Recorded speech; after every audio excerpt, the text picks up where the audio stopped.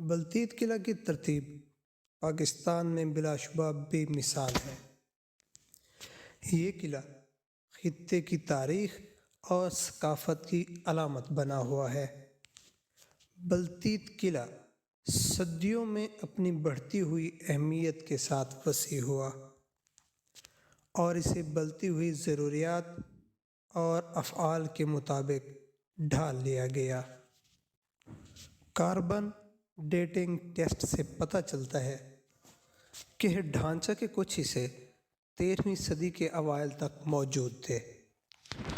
پوری وادی کا فرش ایک صحرا ہے جس میں سالانہ صرف 100 سے 200 ملی میٹر بارش ہوتی ہے۔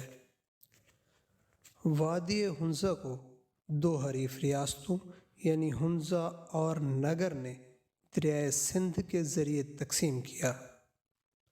ہنزہ کے لوگوں نے فارس اور چین کے درمیان تقریباً 300 کلومیٹر شمال میں تجارتی راستوں پر چھاپے مار کر حاصل کردہ مال غنیمت سے اپنی دولت جمع کی۔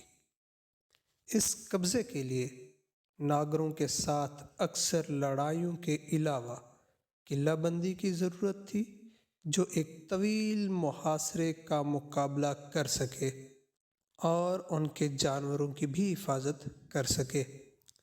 اس طرح بلتیت ہنزہ کا قدیم دارالحکومت بنا۔ قلعے کے دامن میں مکانات کے جھرمٹ کو دو قدیم دیہات دیر امشال اور خروکشل میں تقسیم کیا گیا تھا۔ یہ دیہات قلعہ میں حاکم کی طاقت کے تابع اور غلامی میں جکڑے ہوئے تھے۔ آثار قدیمہ کی ٹیکنیکوں کا استعمال کرتے ہوئے تعمیر کے 70 سے زائد مراحل کی نشاندہی کی گئی۔ بلتیت قلعہ کے ابتدائی مراحل میں ایک کاربن 14 ٹیسٹوں کی تاریخ 800 سال سے زائد پرانی پائی گئی۔ بلتیت قلعہ کی بہت سی خصوصیات ہیں۔ اس کی عمارت کی پہلی منزل کو اتنا ہی چھوڑ دیا گیا جیسا کہ 19ویں صدی میں تھا، عظیم الشان استقبالیہ کمروں کے پیچھے۔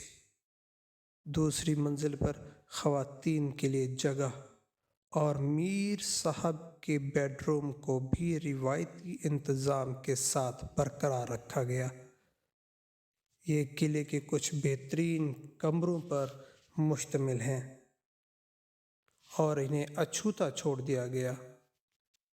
دوسری منزل کے دیگر کمروں کو میر صاحب کے نجی استعمال کے لیے تبدیل کیا گیا، جس میں آتش گیر جگہوں اور مغربی فرنیچر کی تنصیب اور وال پیپرز، پردے اور سیمنٹ کے رینڈرز کا استعمال شامل تھا۔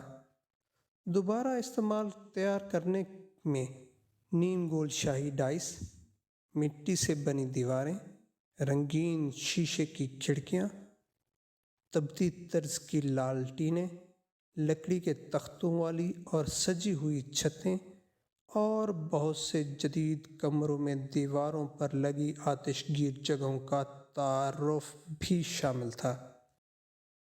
بلتیت قلعہ میں 35 اندرونی کمرے ہیں جو مختلف سطحوں پر کمرہ داریوں کے وارین سے جڑے ہوئے ہیں، جو ایک قلعے کی تعمیر کے مختلف مراحل کی عکاسی کرتے ہیں۔ قلعے کے اندر زندگی کو کمرے کے ترتیب سے ترتیب دیا گیا۔ گراؤنڈ فلور پر قدیم ترین کمرے جیسے ملکہ کے اپارٹمنٹس، اسٹوریج رومز، جیل اور کچن روایتی طرز زندگی کو ظاہر کرتے ہیں۔ پہلی اور دوسری منزل پر اضافی کمرے شاہی خاندان کے لیے بہترین طرز زندگی اور آرام دہ زندگی کو فراہم کرتے ہیں۔ یہ کمرے زیادہ تر گرمیوں میں استعمال ہوتے تھے، سردیوں میں باشندے نیچے گہرے لیکن گرم کمروں میں چلے جاتے تھے۔ بلتیت قلعہ میں بیرونی دیوار کے ساتھ ایک ٹی جوڑ بنتی ہے۔ وہاں لکڑی کے کیبریج کا کام پایا جاتا ہے۔ یہاں مربع لکڑیوں کو دیوار کی پوری اونچائی پر کالم کے طور پر بنایا گیا اور ایک دوسرے کے ساتھ پیگ لگائے گئے۔ لکڑی کے فریم کے اندر مٹی اور چھوٹے پتھر سے بھرا ہوا ہے۔ دیوار میں اونچی جگہ سے ڈھیلے طریقے سے رکھا جاتا ہے یا سخت گارے کے طور پر ڈالا جاتا ہے۔ لکڑی کی تعمیر کی ٹیکنیک کا گہرا تعلق زلزلہ کے مسائل سے ہے۔ اس کا بنیادی فائدہ یہ ہے کہ دیوار کو دیوار کے ہوائی جہاز کے ساتھ ساتھ اور اس کے پار بھی کشیدگی کی قوتوں کو برداشت کرنے کی صلاحیت فراہم کی جائے۔ بلتیت قلعہ کی بحالی کی لاگت کا تخمینہ $20 لاکھ ہے، جس میں غیر ملکی مشیروں اور ماہرین کو لانے کی لاگت شامل نہیں۔ صرف مواد اور مزدوری کی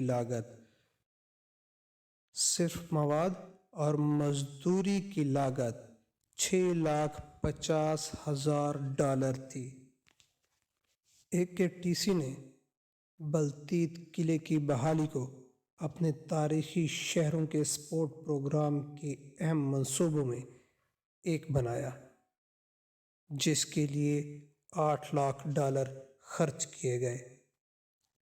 ساخت پر ٹیسٹ 1980 کی دہائی میں انجینئر رچرڈ ہیوز کی زیر نگرانی لندن میں کیے گئے۔